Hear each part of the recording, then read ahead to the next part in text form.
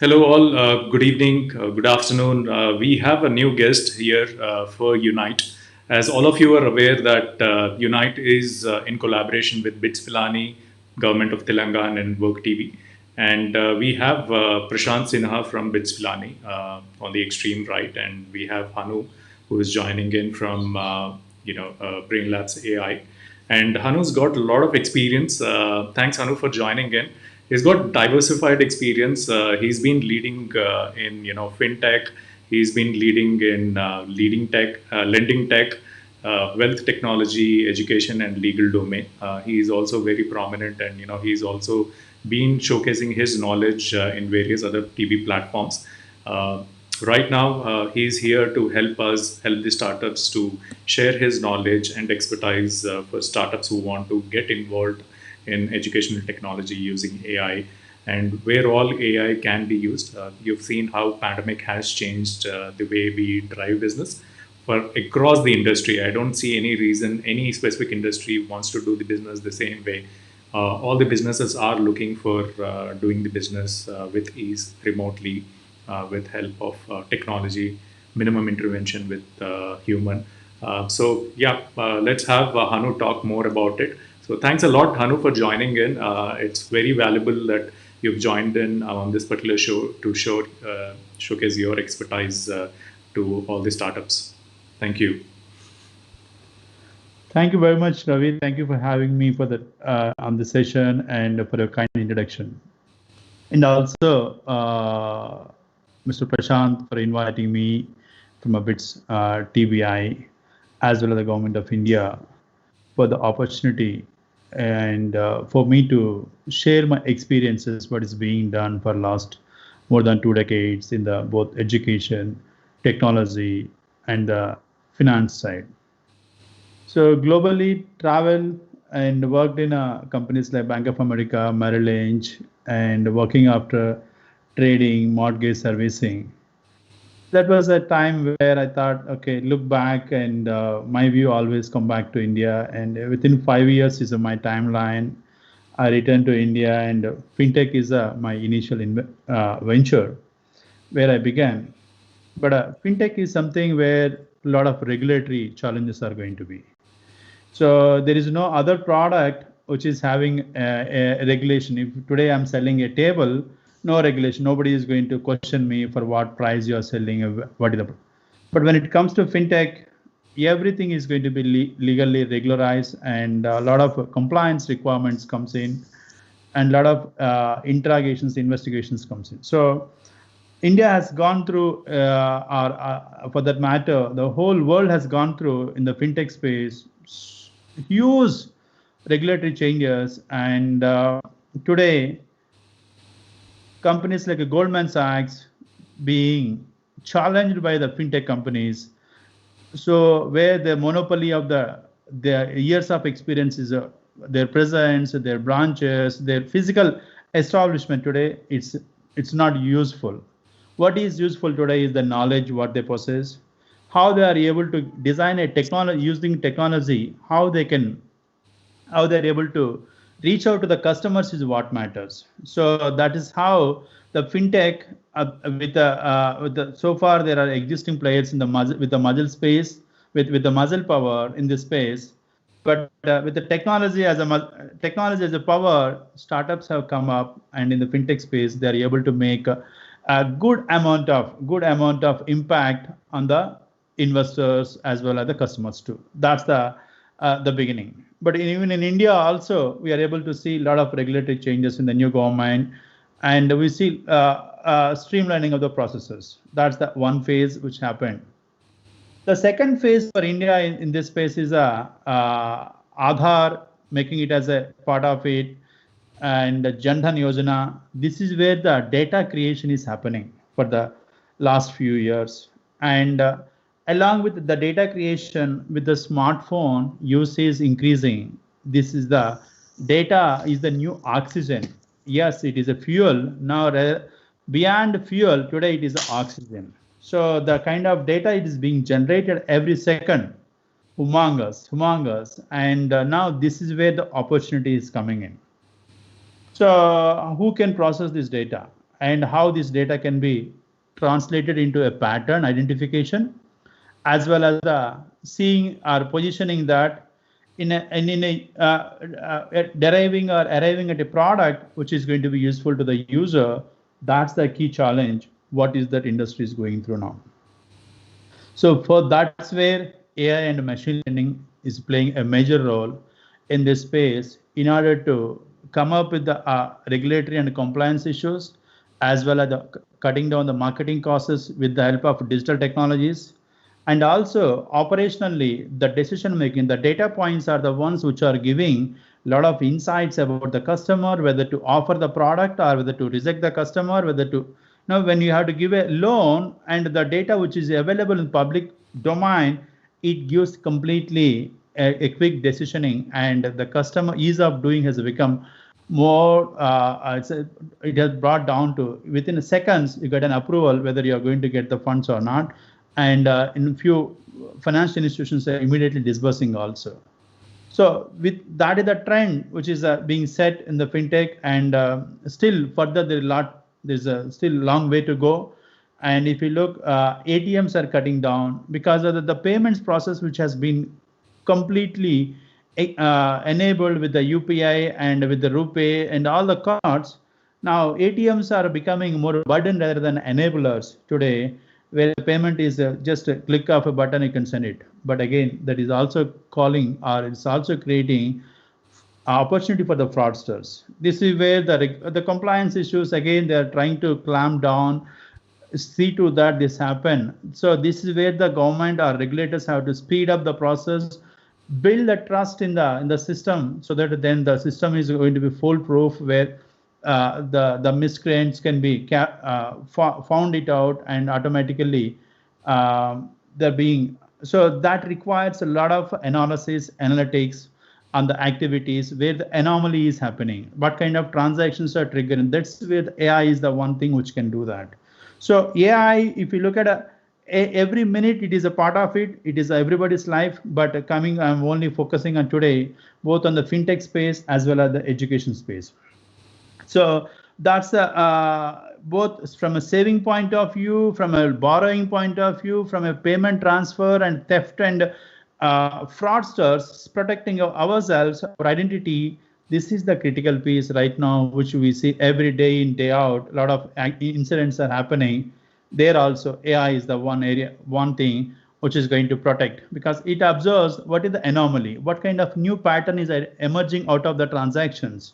So the pattern identification, that is the key trend, and this is the area where still it has to be developed. And there are other areas like development of the any loan processing, fabrication of the documents.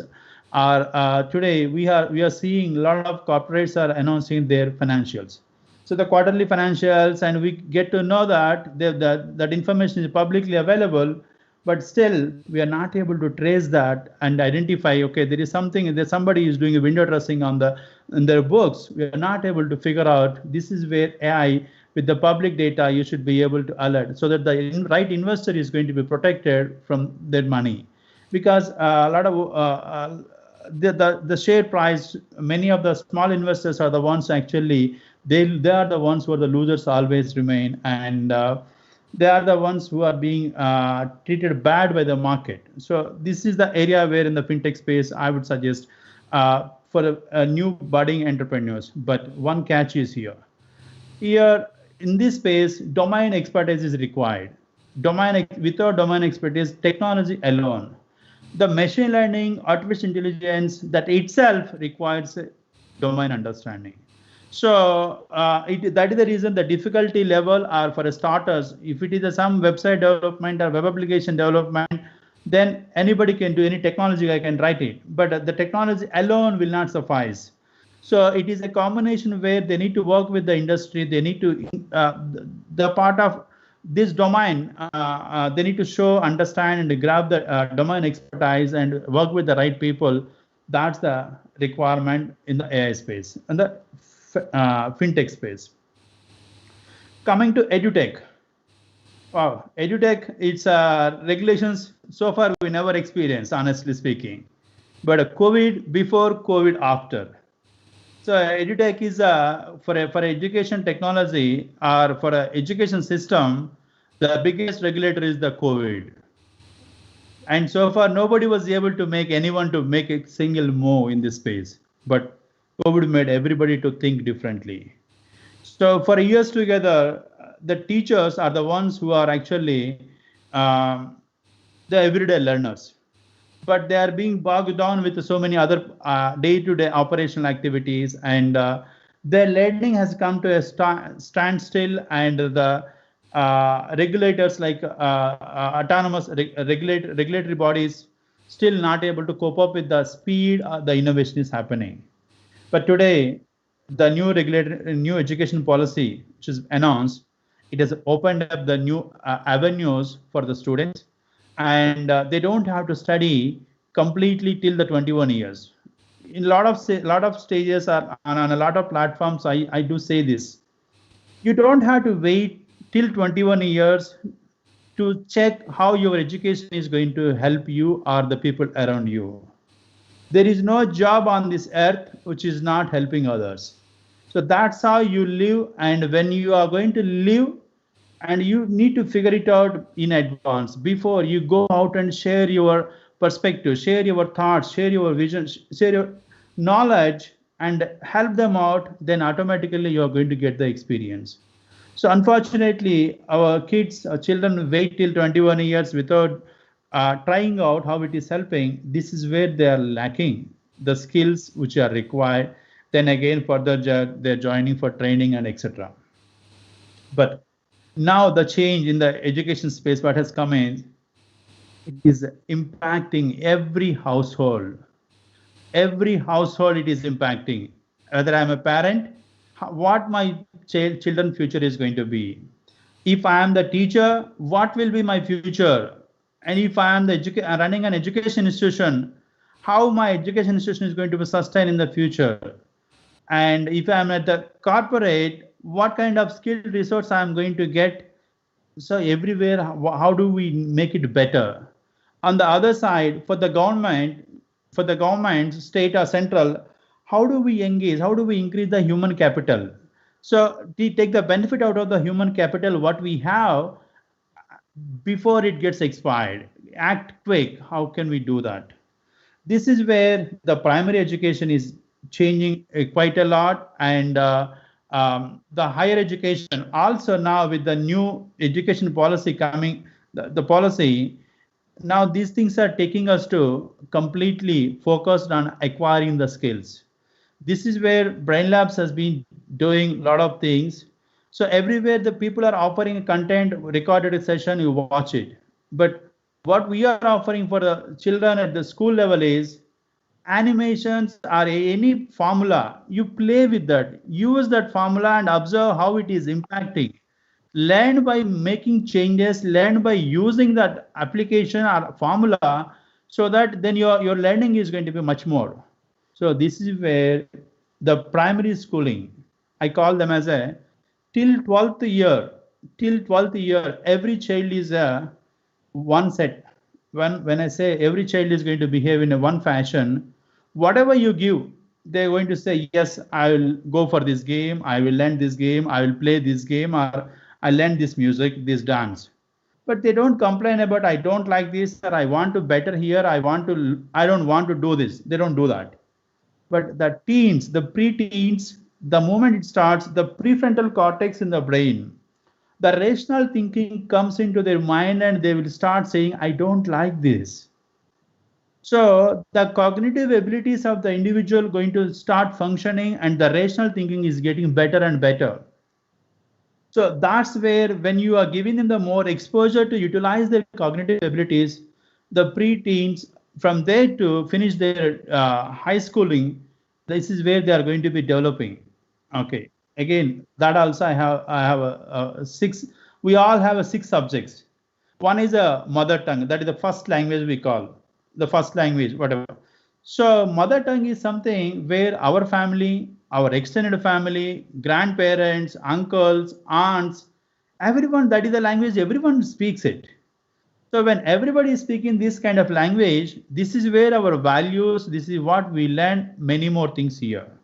So mother tongue is the one language which is a completely we are learning our values, ethics, and our day-to-day engagement. The second language we have in India, which is a national language. If you are going out of our own region, how do we live?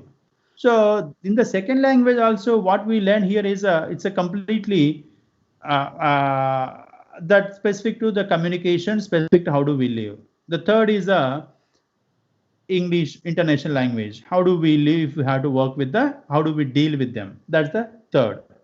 So if we keep these languages three aside, the fourth one, the mathematics. The best way to learn is not by reading, by doing it. But for doing it, it requires a lot of self-motivation, a lot of engagement. This is where the digitization in the technology, in the education, the learning, it is completely giving the tools for the children to translate and understand and apply what they are learning. So far from a knowledge-based training to today, we are quickly adapting to post-COVID, apply using the technology. Yes, the technology, there is a gap is there. Still a lot of people, a lot of children doesn't have access to it. But if that is slowly that will evolve, but while it is evolving, the new change what has come in the primaries is mathematics. If you look, they are going to do it with a pen and paper. More than that, they are going to learn by doing on the system too. So mathematics is such a thing where we learn so many mathematical principles, formulas, theorems, but in real life, we hardly use them in real life.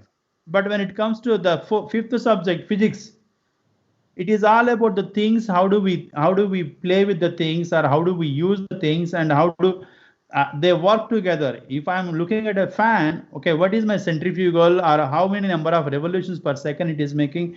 How the air, how the fan is producing? So whatever I learned in the classroom, I can apply in my day-to-day life in the physics. Similarly, the chemistry also, on the same way, children are going to learn and understand the gases, but the mathematics is something which is a really the problem solving skills today. The lack of skills or lack of abilities, what we are struggling, mathematics have to be built with by doing it, by experiencing it, by applying it. So that's the one thing which is going to, AI is going to help the children to solve and understand and experience the learning in the mathematics. The last subject, the social sciences. The last social sciences is all about knowing about my needs, whether it is a personal need or financial needs, as an individual, as a family, as a group, as an entity, how people used to live few hundred years back, how people used to, why people fight each other, why there is a disagreement, how do you handle that, or how my future is going to be. So this is what we learned till our 10th class. So these are the subjects where now they are translated into the digital, and the digital exposure taking away the barriers, and the learning and the teaching, it's a completely post-COVID. The engagement has begun. It is slowly changing towards the new direction, and a lot of new things are going to come in the way. But again, coming to the faculty point, what about the parents? A lot of times parents always worry is, what will be my children next? What he is going to be or she is going to be? This is where, if you observe all the 6 subjects what I taught, if what we discussed so far, all the 6 subjects, what is their interest, you will be able to figure out, and that interest itself will tell you where your child is going to be. That's the thin line. If you are able to understand and apply it, then that's it. There you go. So that requires a machine learning and AI understanding and algorithms which are going to analyze what career cluster is going to be, what interest that individual possesses, what abilities they possess, right? So all these are also matters at the skill level, at what skill level they possess, for what career path they are going to be suitable. This is what we do at Brain Labs, the career compassing. So the direction of where do you want to head it? So this is where the new change which has come in. And the parents, this is the way forward. And coming to the faculty part of it, yes, faculty for years together with the help of technology, they are struck with the technology. Whatever they have been doing it, they have been doing it. And many of the faculty members are not able to move forward, and they are not able to, they are, a lot of people doesn't know writing email, checking the technology, and accessing it. But thanks to COVID made all of them to coming to a drawing board and making them to learn and apply. But one thing is for sure for education institutions also, it is getting recorded. The student learning is getting digitized, which is never happened. The digitized, this is huge data is getting generated. Now, what kind of opportunities are available for the entrepreneurs in this space? So in this space, the entrepreneurs look at the what is that right for the student, and examinations, it got completely disrupted. So now, even if you look today's JNTU Hyderabad, they are contemplating how to use an online assessment platform where on the system your answer sheet is going to be displayed, where the faculty is going to validate it. So to that level, examination is completely disrupted. So any system which is completely bogged down on its kneel, that's the time where opportunity for many. Okay, why this new generation need to focus again here only. The older generation in this space are completely, the experienced people are having the limited access, or they already burdened with so many things. They are not with the new technology.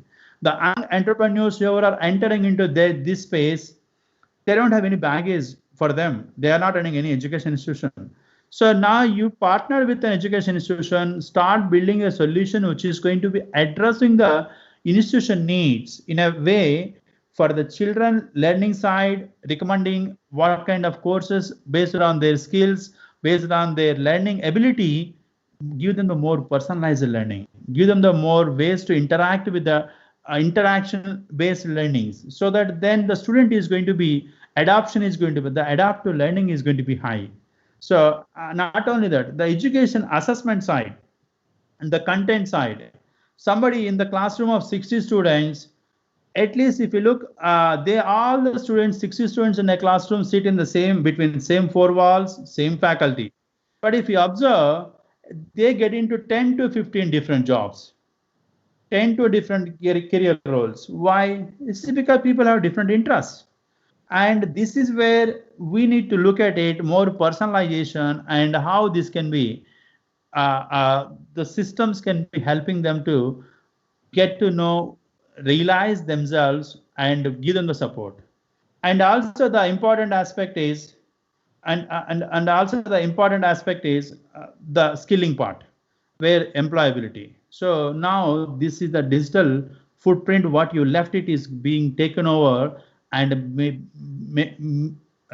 it's a, corporates are looking for that kind of experiential digital learning of the profile, digital profile of the student. This is what is happening. Good one, Hanu. What do you suggest? Do you suggest that there is a lot of scope right now with AI, with edutech, where startups can still start? It's not late, or do you feel that they need to really evolve and then only think about some of these things? No, that is the space. See, so far many people are saying we have LMS, we have that system, we have this system. All these systems are old age systems. Now this is the time where they use those systems only for playing and watching, or what they are doing. There was a limited involvement, but today the complete system is broken and it is getting rebuilt from the scratch. This is the time for all the players who are very keen to get involved, for them to get in and build the solutions which are going to be meaningful, which are going to add value to it, the student as well as the institutions. For a startup, Hanu, see, there are two options. One, build a platform, showcase it free, give it free to all the users to use it, whether they are educational systems and all that, or go with commercialization from day one and then knock the doors. So right now, what do you suggest based on your experience? Which option should they opt for in AI? Right. So the regular practice, what you rightly mentioned, build a platform and give it for free, calling them as a freemium, right? But I don't suggest that. No, but people are not seeing a value. If you value, they see value in your product, they are ready to pay. You are not able to influence them. Are you able to give them the right impact? If you are able to give the right impact, better stick to your product. You charge them because you are adding. You have to sustain, and it's not collecting the data. The worst part in this space is the student is shifting as he's graduating, and the data is how far it is going to be useful for the edtech company. So that's keeping in mind. But unless until you have deep pockets, even if you have deep pockets, probably maybe that works. But for a startups, create a value. It can be a small, it can be a piece of it. Showcase that, charge the customer. Yeah, good point. I think this is the right moment because a lot of, I mean, we've seen CBSE results got holded. For months, the students did not know what are the CBSE results for 10th grade, and they were in a dilemma. And some of these things, if were automated, especially the evaluation system and all that, I think this situation wouldn't have come. So we're really not prepared for COVID, but such pandemics can occur again, and I think this is the right time to get moving. You are right. Yeah, absolutely. So on the same note, the systems are getting stronger and stronger, and education system, any education institution using technology is not a stopgap arrangement. It is a permanent now, and the processes, whatever. See, even from a Brain Labs, what we do is we give them a predictive NAAC report score. NAAC is the grading score based on what activities you perform within your campus. You are going to be given a scoring, and you are going to be an alert. You need an alert system which is going to say, okay, this area you are weak, and this is the area where you need to make it better. So that kind of systems people need to adapt to that. But that's where still many of the chairmans, promoters, the institutions are lagging the understanding of the technology. They're still thinking this is only for pandemic. No. The pandemic, whether even after the pandemic, the institutions who adapt to technology, who make it more personalized learning can sustain. For those chairmans, for those people who did not open up their eyes and they are not even keen on that, infrastructure doesn't require now. If you ask me, I can open a virtual university and I can give the same kind of, more than that certificate is not bothered. That's not the criteria today. The skills, do we have the skills or not? That's the criteria. So we don't need buildings, hundreds of acres of land, and all that is not required. Only the skills are required. And if you don't have the right technology and right tools and right technology team is very much needed for every education institution today. So this is the opportunity where all the entrepreneurs, they can go back to the but if once they sit in the education institution, they will become like education institution. That's a bad part on that. So they need to stay away from keep themselves. They should not, they need to work closely, but they should not sitting in the education institution and developing the system for them. No, they need to connect with the technology, and they need to up to date and apply. Requirements only comes from the education institution. Sure. Good one. So Prashant, any questions from you? You're on mute, Prashant. 1 second. Hello, Hanu. Yes. I'm audible? Yes. Yes, you are. Yeah. It's very enlightening to understand the various aspects in fintech and education. So my question would be, I'm an incubator professional. The definition of incubation, startup here is any individual or organization which has a product, which has a service, and a product, service, and to offer. So in terms of product, you have already said that. In terms of services, what can be applied to the education setup in digital learning would be one important aspect. So if you, in few lines, you can comment on that aspects. Definitely. See, if you look at the tuitions is one area where after school hours, after college hours, which we go. That now today, no, there is no chance of going to any tuition. And the finishing schools, which is like Amirpet today, which was there earlier, and now those spaces are empty and there is no occupancy. So the services, coming to the services part of it, if you are a knowledgeable professional and if you have a passion for it, and you got the right platform where the digitization of education is going to take you to the larger audience, few thousands you can sitting here in front of a virtual machine, you can reach out to thousands of students in a single shot. So that's the beauty which never happened. And this is a service, and people who have, they need to realize that what is the passion they have.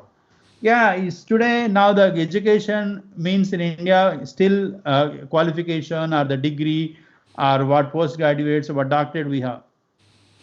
For the Western world, it doesn't care whether you are able to deliver, whether you are able to, if you are able to add. See, this is a transferable skill, if you possess. If there is a growth mindset on the other side, then nobody can stop you. So that's a good association. Anybody to go, immediately look for opportunity. My next question would be. My next question would be, means like in terms of some people and somewhere I read it, the education sector is the bit slow in adopting to technologies. So if you can share your experience on that, and the other part which I would like to ask, means I'll just have a broad question, so you will get more time to speak on that.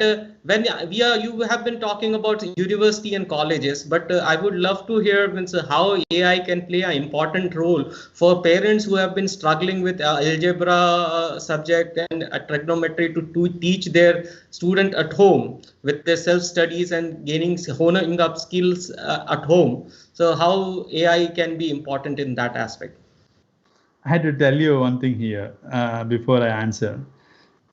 When I run Insta EMI, I have two products. One is a borrower and another one is the investor.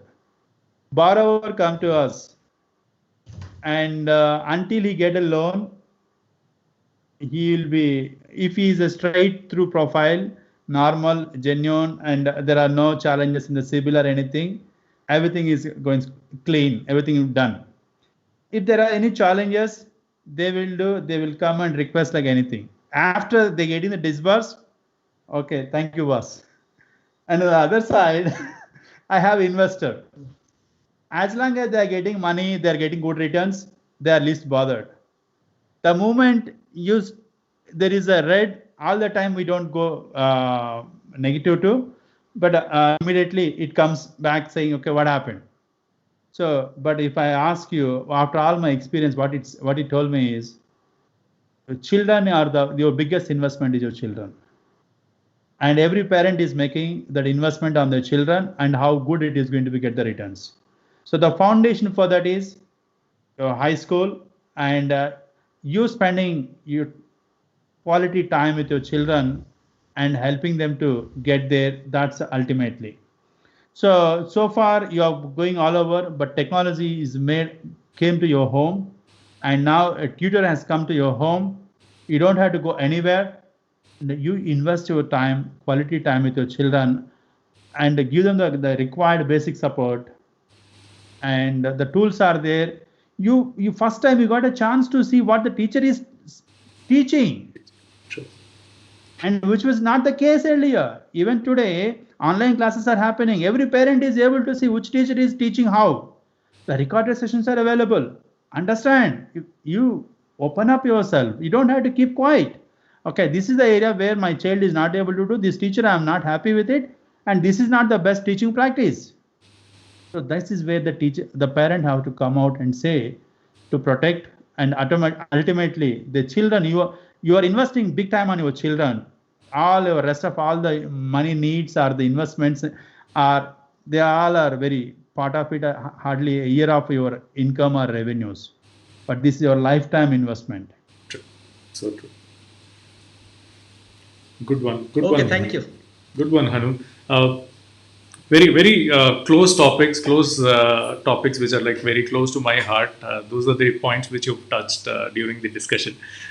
So honestly, if you ask me, as parents, we are in a dilemma. COVID. We're watching US closely for various reasons because I was mostly working for US based companies earlier. I see they've opened colleges like last week. They're shutting down the colleges now because there are a lot of cases and they couldn't control. Just last week they opened the schools and colleges and now they're closing down. And if the government decides to open the schools and colleges here, we are pretty sure that we will not send the kids, and we are okay. It's okay if the kids stay back for a year at home and then start their career again. And we might also look for options where if there is an online learning. I mean, a couple of my friends have opted for homeschooling for various reasons for their kids, and we are in a situation as parents that we might also opt for homeschooling, where health and life is more important than his 1 or 2 years of education. It's okay if they're home. It's okay if they're playing more on digital platforms and learning something from there rather than taking risk. So, but you've covered it very subtly in some of these points, because all these will change. It's just not Ravi and my wife as parents. There are millions out there who are thinking in similar lines as to what to do if the schools and colleges reopen in the same situation where we don't have a solution and the risk is very high. I'm sure things like AI would help kids, flourish. What is more important is you're not only discussing about the online curriculum, but you're talking about a personalized based curriculum which is oriented towards the individual's interest and his hobbies and way of thinking. I think that is very important. Otherwise, you can just open a website and put all the books on there, and which is already available for NCERT and all that. The books are already available. We can just read and apply for the exam directly. But the customization is important. Yeah. I tell one point on that. See, if we classify, if you look at the students in a classroom, there are auditory learners. By listening, they are able to comprehend. They are the visual learners. By watching it, they will be able to comprehend. There are learners in a classroom. So by doing it hands-on, only they will be able to. Okay, all these are good, but where they are leading to? They are leading to 3 careers in the whole entire world. The first career type is working with the people. And the second career type is working with their hands. And the third type is working with the logical brain. This is where they are heading. If we classify the whole thing, the entire universe, we have these are the 3 different types of job roles which are available. Whatever the job they are going to be either they're going to operate with their hands, or they're going to, as a doctor, they're going to decide and do all that, or they're going to, in a manufacturing plant, they're going to make things. So these are the 3 different roles. So now every child, whoever going through, they're going to end up any of these 3. But everyone born with abilities. Those abilities, the logical ability, mental ability, or oral ability, and your comprehension of these all are abilities you need to build with the practice. So this is what the primary objective.